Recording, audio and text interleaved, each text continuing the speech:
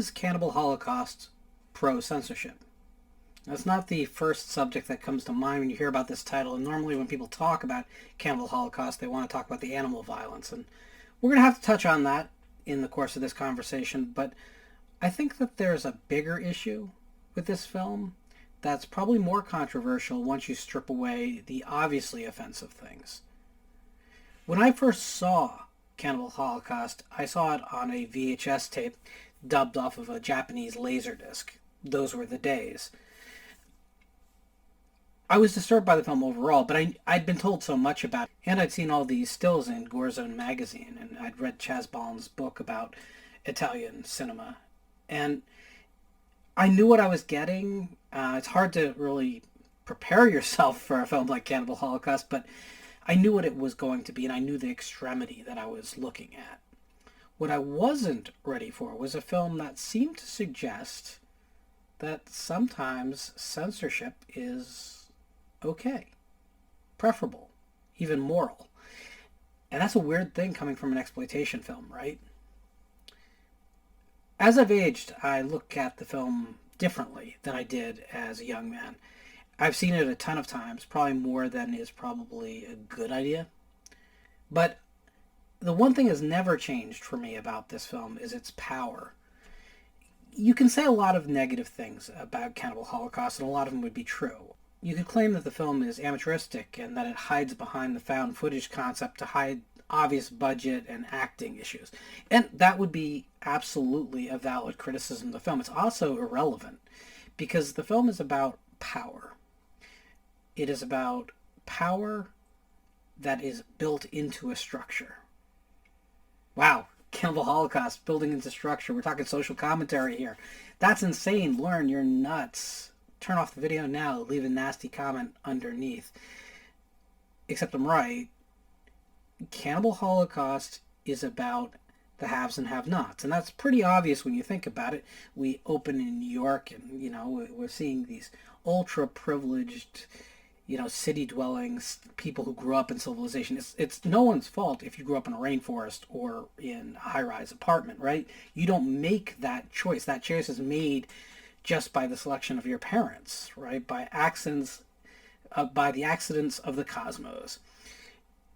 So you can't say that one group of people is automatically better than the other. There's no moral ladder here that corresponds to civilization necessarily. You can have absolutely horrible people who exist in the high finance world, and you can have absolutely amazing, thoughtful, kind people who grew up in a tribe that's undiscovered in South America. The film intentionally weaponizes our prejudices.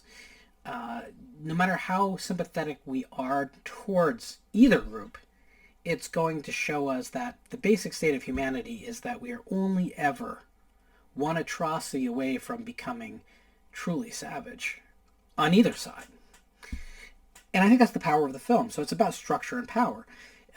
You have these filmmakers who go down to the Amazon to make a film. They keep calling it a documentary, but there's nothing documentary about what they're making at all. They want to control the situation. They want it to be a commercially viable film. They want controversy, right? And if you take a step back, we can see that the movie, Cannibal Holocaust, has the same goals. So it's mirroring itself within the art it's producing. Now, people talk about films like Scream or New Nightmare or even Fulci's Cat in the Brain and say, look, it's meta.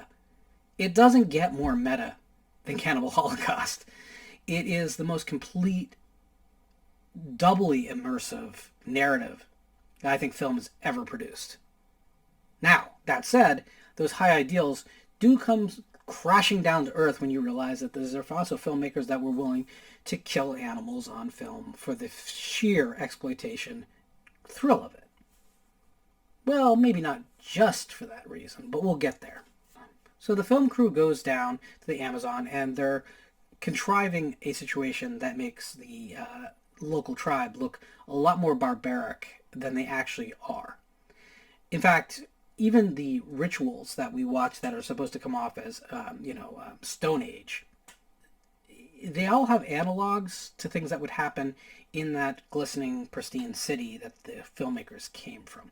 I don't want to get too crazy on you, but we see at one point a very graphic abortion sequence.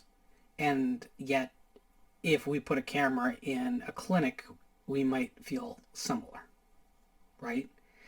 Or maybe we wouldn't. The film presents it so matter-of-factly that you can't even say. But we do know that going in and destroying a village to rile up people to show us their worst face, well, that is pretty horrific behavior, and you definitely could see that same behavior in New York or in Boston or in Chicago. But what do you do with the footage once it's shot? And that's really where the conversation about Cannibal Holocaust gets interesting. Because when that footage comes back to the city and the executives are watching it, they make a determination that the footage should be destroyed and never shown to the public. And that's where a lot of questions get posed very explicitly. The film ends with, of course, the line, we know, who are the real cannibals? Well, all of us are. The dividing line between us as an evolved species and an animal hierarchy is as thin as convenience or a single act of violence. All those rape and revenge films all go over this territory too. None of those women in I Spit on Your Grave or Last House on the Left or Miss 45, none of those victims want to be what they become. They're made that way when the violence of the real world intrudes on their perception of what their life should be. The safety nets are just removed, and what remains is kind of kill or be killed nature of Omaha's wild kingdom reality that they have to set themselves in, and they have to figure it out. Do I become a monster to survive against monsters, or do I allow myself to be a perpetual victim? Now, Cannibal Holocaust has an additional wrinkle to that, though, because the footage, although genuine footage, doesn't represent the manipulation that the film crew committed to get those reactions. So the idea is, do we censor it because it's not accurate, because it is disinformation? Is this all suddenly seeming very relevant? Or do we let it go out there and let people make their own decisions, perhaps provide context to them? And that context, by the way, is that we as film goers get to see the first half of the film in which we see how the footage was produced. But if we didn't have that experience, if only we had the edited down footage that is recovered, we might come to very different conclusions about what would be the moral thing to do here. The footage itself in the movie, especially the animal cruelty today, but also the sexual assaults and some of the tribalistic imagery, not to mention the final acts of the first half of the film's just stark, murderous blood rage. It's all hard to watch. There's something about Cannibal Holocaust that even when you compare it to Cannibal Ferox or Kill Them and Eat Them or Mangiato Vivi or any of the imitators, and yeah, I know Cannibal Holocaust wasn't the first. I'm well aware of my history, but stick with me on this. There's something about how the violence is presented in this movie in particular that never feels particularly staged. There's a reason this movie ended up in court. The producers and director had to prove that this wasn't real. There is a primal power that this movie has. And again, what's the movie about? Power and structure. And when structure breaks down, power breaks down. And that's what happens in the movie, too. Like, our perceptions of any film, walk into any movie, you see they introduce a dog and someone is in the audience is sort of sure to say, oh, they better not kill the puppy, right? Because we all talk like children and call dogs puppies. Ugh. Anyway, but we don't care what happens to the human characters, right? The difference is we know that if the dog does die, it's going to be like, a stuffed animal that's been dressed up to look a little bit more real. We're going to know they didn't really kill a dog. Cannibal Holocaust betrays us on that. Whether it's, jungle animals or the sea turtle, we can't confidently say, okay, that was rough. I hate when I see violence towards animals, but at least it wasn't real. It takes that away from you. And that's structure breaking down. So now we don't trust the structure anymore. Power structures as we know them, which in this case is how we respond to film. We like being comfortable while we watch. We don't like being disturbed by the actual creative process, right? We want to trust that everyone should be able to make the movie they want to make. Well, what if you want to make a movie where you kill animals? Is it okay to say, no, that person can't do that? Whether you like it or not, that's censorship. Now, my personal take on this is very simple. I'm not saying what anyone else should do. I definitely know what I will and will not support, and I do know what I do and do not think is moral. I wouldn't kill animals for film. Do I condemn this movie for doing it? You know, I condemn it a lot less than I condemn all those other films in the Italian cannibal cycle, simply because this has the most to say. And maybe some people are going to say, yeah, but the animals are just as dead. You're not wrong. But if those animals have to die for a film, I hope that the film at least has something of artistic and intellectual merit, whereas some of the imitators trap them and kill them, or mangiare vivi. Yeah, they really don't have much to talk about. Cannibal Holocaust is an interesting study, a meditation really on the impulse to censor rather than censorship itself. It wants you to want parts of this film not to exist. And it mirrors that inside the film with the executives to making the decision to destroy the footage from the first half of the movie. Now, as a viewer, you're not particularly asked what your opinion is. And that's very different than modern cinema. Modern cinema would drive home their point, right?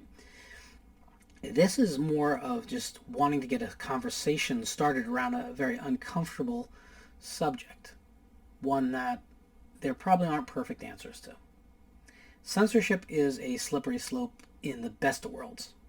And while something as egregious as murdering animals for entertainment might seem pretty cut and dry to a lot of people, you're still handing over power to someone to say, I can control what you will and will not do. And at that point, someone else someday will be in power, and they're going to have a different line in the sand, either further down the beach or closer. And you probably won't have much say in who that next person is. So censorship is always wrong to me.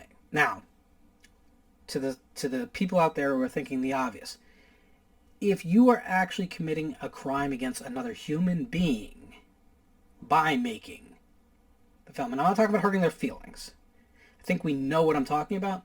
Obviously, that's a different subject and a different issue. When we're talking about something that is constructible, and that, by that I mean you can put it into different terms because it doesn't rise to the level of violence against another human being. I think we can have that conversation. I think that conversation is important to have. And I'm glad that Cannibal Holocaust is there to serve as a jumping off point. Because I think it's interesting that while a lot of horror fans have had this exact conversation we're having right now, not many have realized they've had it. They talk about, oh, I hate that they killed the animals. That's kind of the point.